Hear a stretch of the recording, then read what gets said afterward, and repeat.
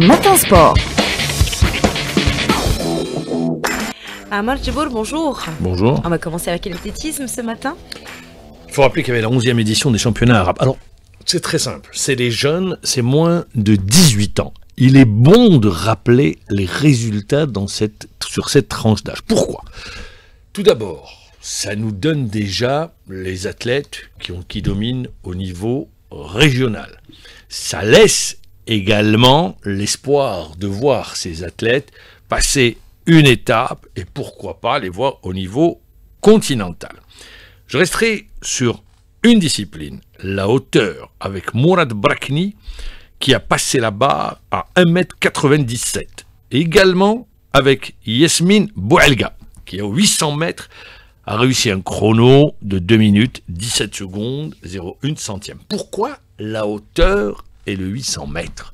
Parce que c'est des épreuves où les Algériens ont l'habitude de se distinguer. Je reviens, la hauteur, sur chaque décennie, chaque 15 ans, chaque 20 ans, on a un athlète exceptionnel. Je vais vous rappeler juste Othman Belfa, dans les années 80, qui a été vraiment d'un très haut niveau. Il faisait partie du top 10 mondial. Et puis celui qui a brillé aux Jeux Olympiques, en l'occurrence Ahmed, qui avait terminé sur le podium aux Jeux Olympiques de Sydney. Ce qui pourrait supposer, tout dépendra de la prise en charge de ces athlètes dans le futur. Pourquoi le 800 mètres ? Rappelez, sur le 800 mètres, l'Algérie a des traditions. Et vous remontez dans l'histoire de l'athlétisme algérien, et vous verrez que sur cette épreuve, le 800 mètres, c'est une course intelligente, bien... On a eu les Morsli, on a eu le médaillé, le champion du monde à Paris, également, qui avait brillé sur cette discipline, tout récemment également aux Jeux Olympiques. Donc c'est pour dire que voilà deux épreuves importantes. Et puis je vais terminer avec le 400 mètres. Le 400 mètres, le 400 mètres peut vous emmener sur du 800 et peut vous emmener un peu plus tard sur le 1005, c'est Smaïl Bouaziza, qui lui a parcouru la distance en 47 secondes 96 centièmes. Et bien également un athlète qui s'est distingué. Voilà, et alors on va rappeler le total des médailles. C'est une médaille en or, 5 en argent et 2 en bronze. Et puis ça fait toujours plaisir de rappeler leur nom, de citer leur nom pour ces athlètes qui se distinguent sur les catégories qui n'ont pas l'exposition médiatique voulu. On va enchaîner avec le volleyball. Le volleyball et la préparation du mondial 2025, mondial prévu aux Philippines. Ça va se dérouler au tout début, la première semaine du mois de septembre, exactement le 12 septembre. Alors il y a un stage pré-compétitif qui, lui, se déroule en Pologne. Qui se déroule actuellement et jusqu'au 5 septembre, l'équipe nationale aura disputé des matchs amicaux. Au mondial 2025, l'Algérie est dans la poule F aux côtés de l'Italie, qui reste une référence au niveau mondial, l'Ukraine et la Belgique. La sélection nationale entamera la compétition face au tenant du titre, l'Italie, le 14 septembre, avant d'affronter le 16 septembre l'Ukraine, puis la Belgique le 18, pour le compte de la dernière journée de la phase de poule. Également, sur le volley, je suis obligé de m'arrêter sur ces disciplines. Les disciplines qui ont beaucoup perdu, et j'espère qu'elles vont revenir. Sur le volleyball, très simple. On va revenir dans les années 90, fin 90 et les années 2000, où on avait nos premiers titres au niveau continental. Je me rappelle, là, une génération exceptionnelle, avec Zardoumi comme entraîneur, premier titre continental au Caire, c'était en 91. Puis il y a eu le titre d'Alger en 93, avec une participation aux Jeux Olympiques. C'est la génération Tizi Ouelou, Bernaoui, pour ne citer que ceux-là, qui avaient brillé au niveau continental et qui faisaient ses premiers pas au niveau mondial. Et puis, ça a été la descente. Le championnat était alléchant, pourquoi intéressant, avec des clubs comme Sidi Moussa, qui appartenait à la DNC, le NET, le Mouloudia d'Alger, le Pokchlef, qui a toujours existé, Constantine, Sétif. Donc, avec un championnat complètement resserré. Mais dans le même temps, on avait misé sur la formation des athlètes. Chez les filles également. Chez les filles, de participation aux Jeux Olympiques, avec un niveau des plus intéressants, et puis également en régression. Alors, ces disciplines, tout comme le handball, tout comme le basketball, la patte est là.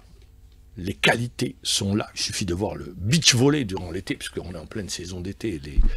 Les Algériens se déplacent à la plage et ils voient les matchs de volleyball. Il y a un intérêt particulier pour ces disciplines, mais il reste la prise en charge. Alors, tenez-vous bien. J'ai appris, je ne m'étais pas posé la question, mais j'apprends que dans les catégories de jeunes, on ne joue pas dans des salles. Premièrement, ce qui veut dire que durant l'hiver, quand il pleut, pas de match, pas de compétition. On joue en plein air. Deuxième des choses, c'est pouvoir allier études et sport de haut niveau.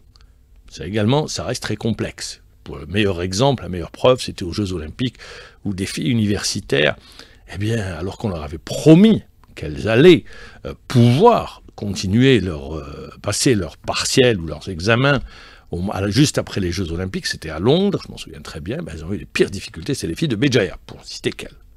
Alors, comment faire? Tout d'abord, donner le volume d'entraînement. Faire en sorte que les jeunes, dans les jeunes catégories, la compétition puisse se dérouler, que ce soit en basket ou en volley. Et puis, dans le même temps, repenser l'organisation ou le fonctionnement des clubs de volley, de basketball. Pourquoi ne pas les rattacher aux clubs, en faire des clubs professionnels? De toutes les manières, l'argent est versé. On dit que c'est des indemnités, mais de l'argent est versé. Alors, faire les choses le plus normalement du monde et réfléchir, repenser l'organisation de nos clubs pour le championnat national de volleyball, de basketball et de handball également. Voilà. Donc c'est pour ça aujourd'hui, il y a une réflexion qui doit être engagée pour ces disciplines. Et j'arrive à la fin sur le football.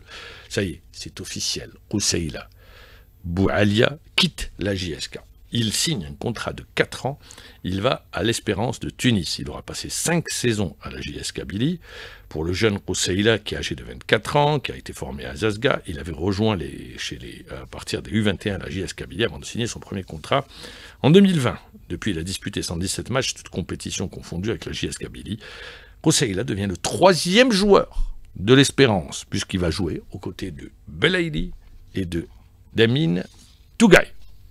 C'est un joueur prometteur. Il fallait qu'il tourne la page, qu'il aille sur autre chose pour lui permettre de passer, d'élever son niveau. Le mercato n'est pas encore terminé. On voit, on est en train de s'activer, les clubs s'activent pour pouvoir recruter, pour chercher le joueur dont il manque actuellement, notamment milieu de terrain, attaquant, défenseur. Alors, les annonces, on annonce ici et là, les joueurs étrangers également, sur cette entame de saison. Je le donne juste un chiffre, c'est 100 joueurs qui ont découvert un nouveau club. Il y a eu des retours dans le championnat national, il y a eu également beaucoup de mouvements. Les étrangers, pour certains qui arriveront pour la première fois pour évoluer dans le championnat d'Algérie. C'est bien parce que aujourd'hui, il faut que le championnat d'Algérie ait cette attractivité en termes de qualité de joueurs, mais dans le même temps, lancer dans le bain des jeunes talents, la jeune pépite, la trouver, la travailler. Je prends juste 2 exemples. Arsenal, avec un jeune de 15 ans qui a évolué et qui a provoqué un penalty, et hier, Liverpool, le jeune de 16 ans qui offre la victoire à son équipe, 15 ans et 16 ans, professionnel. Merskan jouait en équipe première à 16 ans. Mazianiril jouait en équipe première à 17 ans. Et je peux vous citer 1001 joueurs qui par le passé ont donné. Il faut permettre aux jeunes. La décision de décider des joueurs de 2005, eh bien aujourd'hui, 5 joueurs doivent intégrer l'effectif professionnel, c'est une bonne chose. Mais maintenant aux entraîneurs également, de leur donner du temps de jeu, de leur permettre de briller. Le meilleur exemple, c'est Bouchenchouch. Bouchenchouch, il était en équipe réserve, personne ne le connaissait. Je me souviens, l'année dernière, difficulté, puisque le recrutement a été fait de telle sorte qu'il manquait un joueur pour pouvoir être aligné. Il y avait une suspension, un suspendu, si mes souvenirs sont bons, au niveau du CRB. Il y avait Huhu qui était à la barre technique. Eh bien, Huhu le fait joueur au rang. Et depuis, il n'a plus quitté l'équipe première. Mieux, il est en équipe nationale. À prime, il a participé au dernier championnat d'Afrique des Nations des locaux.